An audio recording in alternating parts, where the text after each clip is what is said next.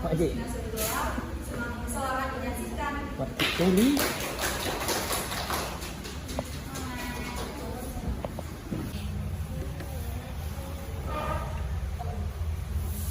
Jadi dia. Sari adalah tipis mata wayang dari seorang ibu janda yang sudah lama dikenal meninggal oleh suaminya.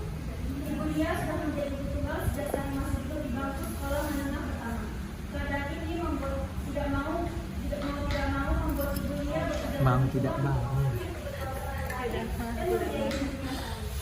Suasana hangat terasa sederhana milik sebuah keluarga yang menunggu kekurangan rezekinya yang berkurang setelah merantau kurang lebih 5 tahun untuk menempuh pendidikan tinggi di kota. Assalamualaikum Bu. Waalaikumsalam. Anak ibu. Ayo masuk Nak. Iya Bu. Kamu langsung mandi ya. Terus kamu langsung ke dapur. Itu sudah masakan enak loh. Oh iya Bu. Ya udah aku bersih dulu ya Bu. Nanti pasti langsung ke dapur makan masakannya. Soalnya masakan ibu yang paling enak sedunia. Kamu bisa aja. Kalau soal keluarga ibu luar biasa hebatnya. Ya sudah main sama dulu. Baik Bu, saya bersih dulu ya Bu. Hari itu berlalu dalam suasana harmonis dengan perbincangan seorang ibu dan anaknya sudah lama tidak berjumpa di meja makan. Keesokan harinya, Ibu Sari tidak pergi begadang seperti biasanya. Sari masih belum tahu apa yang harus dia lakukan. Semasa kuliah, Sari merupakan anak yang kurang aktif dan kegiatan kampus, berorganisasi, bahkan kurang bergaul dengan teman-temannya. Akibatnya, setelah lulus, Sari kurang memiliki pengalaman dan kurang bisa berinteraksi dengan lingkungan sekitar. Selama kurang lebih 1 minggu, Sari masih belum tahu hendak melakukan apa.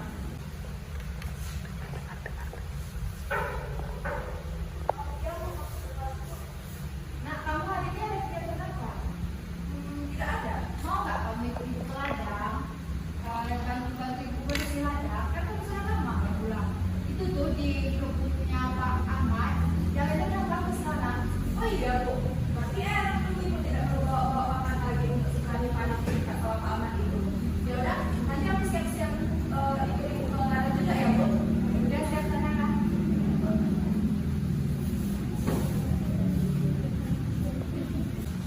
Pagi itu, Sari dan ibunya berangkat menuju ladang milik keluarga mereka untuk menanam beberapa pohon singkong. Di perjalanan, mereka bertemu Pak Ahmad, seorang yang terpandang di kampung. Karena memiliki sawah yang luas dan mempekerjakan banyak pemuda dan pemuda sendiri, serta memiliki kenalan orang penting di kota sehingga bisa membantu pemuda mencari pekerjaan.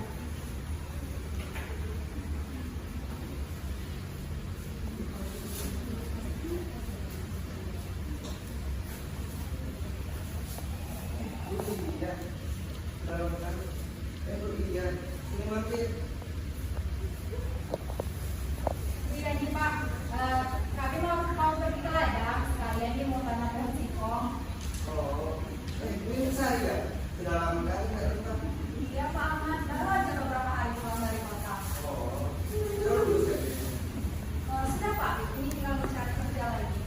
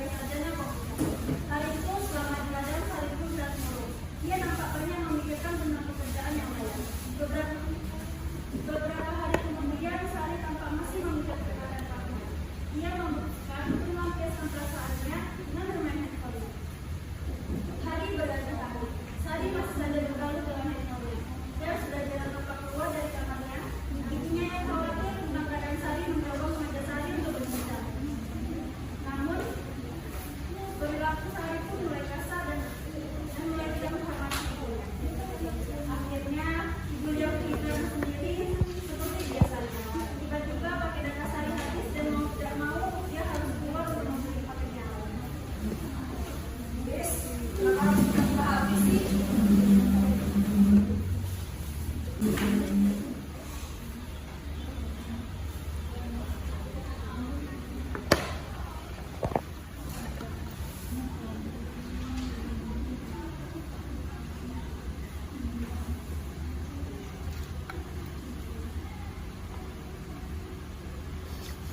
Pakai data Unlimited 22 GB ini berapa, Pak? 63.000, Pak.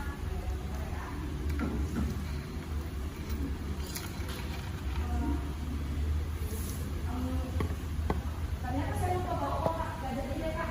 Ya, aku bayarin dulu, Kak. Mungkin uangnya nggak ada. Oh, bayarin? Tadi ya? Wah, udah kita ketemu. Apa kabar, Kak? Maaf, siapa ya? Tidak, kita pernah ketemu. Masa kamu nggak lihat? Dinda anaknya Pak Ahmad. Ya ampun, Din, iya, udah lama tidak jumpa. Waktu itu keren kali waktu perpisahan ya. Ya ampun, waktu itu kamu beda banget loh. Iya, jadi malu aku kalau Din, tidak apa-apa.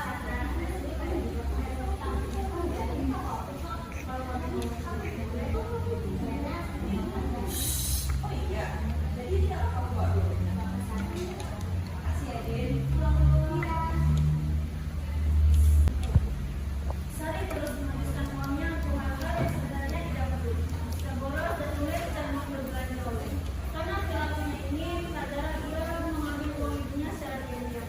Sudah satu tahun ia memulangkan uang ibunya, namun tidak ada juga usaha untuk mencari pekerjaan. Sedangkan keadaan di rumah ini Sari kebingungan karena hasil dari ladang belum ada yang bisa dipanen. Rezeki rumah sudah hampir habis. Karena Sari yang belum mendapatkan pekerjaan, semua biaya yang Sari habiskan masih ditanggung oleh ibunya. Sari, mau sampai kapan kamu seperti ini terus? Sudah waktunya kamu mencari pekerjaan. Kenapa lagi sih Bu tiba-tiba marah? Kamu lihat itu di belakang, beras sudah mau habis. Duit sudah tinggal sedikit, kamu habiskan untuk belanja atau beli terus-menerus. Ibu, cukup. Nanti kalau aku kerjaku juga yang baik semuanya. Ya sampai kapan aku sudah? Karena merasa kesal, Sari keluar dari rumah dan duduk di dekat sawah yang ditambah. Di sana Sari bertemu dengan Dinda yang baru saja datang. Belum teruskan kan?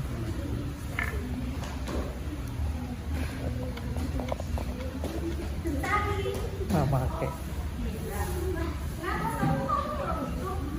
Gak apa-apa, bosnya aja sih. Kamu bosan, emang kamu gak kerja? Ya, gak punya kerjaan. Kenapa? Kamu gak ada bertanya sama teman kamu yang dari kota untuk kerja?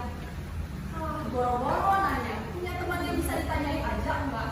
Mereka tuh ya dari zaman kuliah udah pada enak, udah pada punya jaminan lulus kuliah langsung kerja. Apakah ya buka usaha sendiri gitu? Punya privilege karena berasal dari keluarga yang berada dibiayakan. Sedangkan aku mana bisa kayak gitu.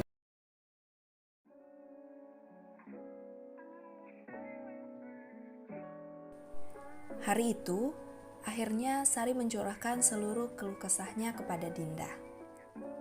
Singkat cerita, akhirnya Sari minta dikenalkan kepada seorang kenalan Dinda yang dia lihat melalui HP Dinda pada hari itu.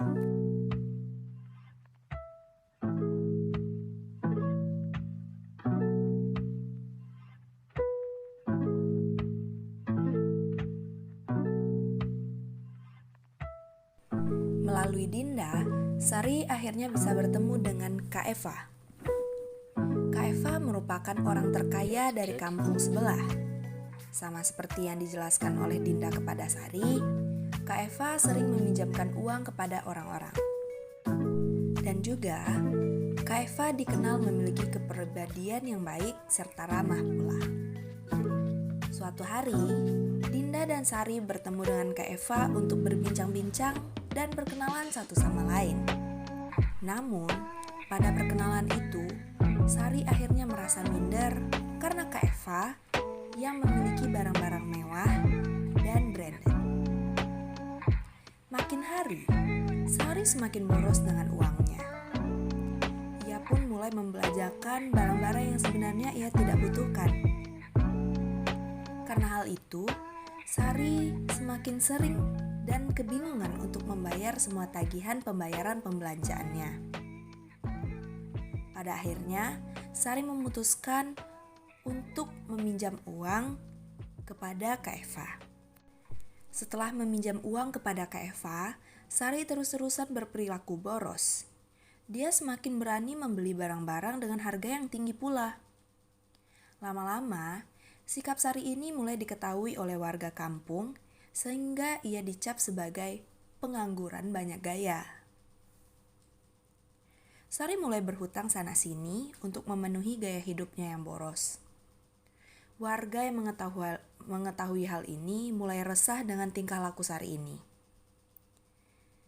Karena ia mulai berhutang sana-sini dan tidak kunjung membayar hutang-hutang tersebut. Dan yang lebih parah, ia mulai mengajak teman-teman sebayanya untuk berperilaku boros seperti dia. Terutama Dinda. Dia mempengaruhi Dinda untuk membeli barang-barang yang tidak diperlukan oleh Dinda. Pada akhirnya, Dinda harus dimarahi oleh ayahnya karena mulai bersikap boros dan membeli barang-barang yang tidak ia butuhkan.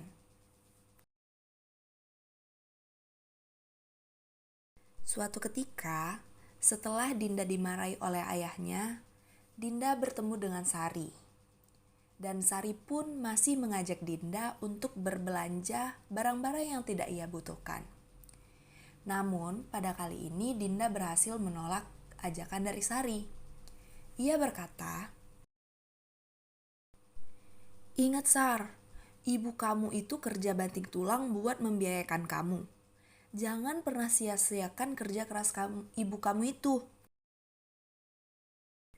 Namun, alih-alih mendengarkan nasihat Dinda, Sari hanya mengabaikannya begitu saja. Beberapa bulan kemudian, Sari hendak meminjam uang kepada Kak Eva lagi. Namun kali ini, Kak Eva tidak begitu saja memberikan uang. Akan tetapi juga menagih uang-uang yang sebelumnya Sari pinjam darinya, serta Kak Eva meminta jaminan dan tempo waktu selama 1 bulan agar Sari dapat melunasi hutang-hutangnya. Seperti biasa, Sari tak juga kunjung mengembalikan uang yang ia pinjam. Kendati begitu, ia terus saja mengeluh kekurangan. Lambat laun, ia mulai sadar bahwa sikapnya ini sudah tidak benar. Ia mulai bingung bagaimana caranya untuk mengembalikan uang yang ia pinjam, karena ia belum juga bekerja. Suatu hari, Sari akhirnya memutuskan untuk bekerja sebagai guru les komputer sebagai lulusan sarjana komputer. Singkat cerita, ia telah mendapatkan bayaran dari murid-murid lesnya. Kak Eva yang mengetahui hal tersebut tentu saja langsung menelpon dan menagih Sari agar segera membayar hutangnya.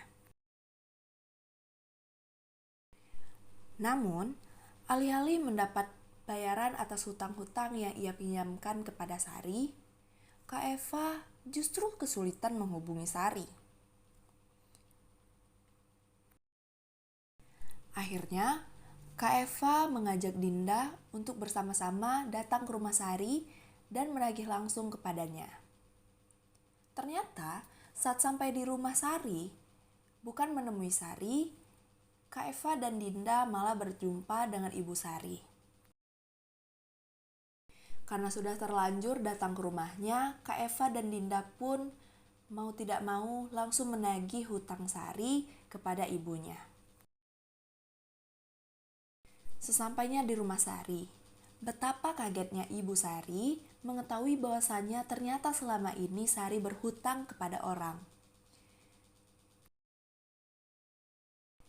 Kak Eva menyampaikan kepada Ibu Sari untuk menasehati anaknya agar segera melunasi hutang yang ia pinjam dari Kak Eva. Hari itu, Ibu Lia merasa sangat kecewa dengan anaknya. Ia tidak menyangka bahwa Sari malah berhutang kepada orang lain dan bersikap boros. Dengan perasaan yang kecewa, Ibu Sari menawarkan untuk menjual rumah mereka. untuk membayar sebagian hutang-hutang yang telah Sari pinjam dari orang-orang. Dan pada akhirnya mereka benar-benar menjual rumah mereka untuk membayar sebagian hutang-hutang yang Sari pinjam dari orang-orang.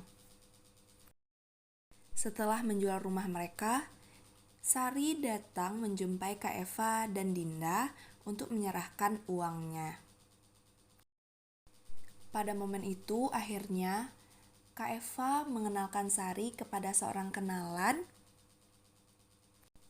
yang mengajar kelas wirausaha, sehingga Sari dapat memanfaatkan hasil perkebunan dari ladang mereka dan dapat dimanfaatkan sebagai ladang usaha atau tempat Sari dapat memanfaatkan sarjana komputernya.